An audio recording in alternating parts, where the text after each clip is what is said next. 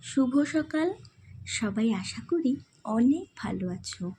রূপকথার গল্পের মতো সকলের জীবনটা সুন্দর ও গোছানো না হলেও আজকের সকালটা কিন্তু বেশ সুন্দর ও আকাশের মেঘগুলি সুন্দরভাবে গোছানো।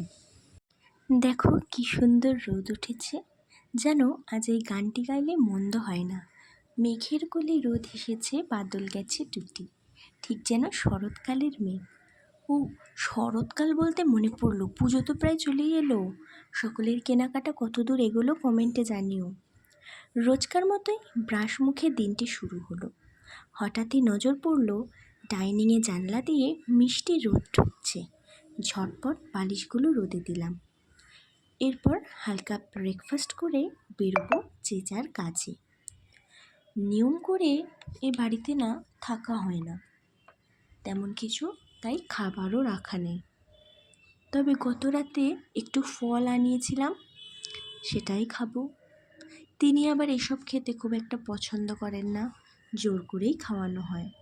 তবে আমার টুকটাক ফল খেতে বেশ ভালো লাগে। তিনি কে আশা করি ভেঙে বলতে হবে না। এই যে তিনি খেয়ে নিচ্ছেন, খেয়ে দিয়ে আবার কাজে বসবেন।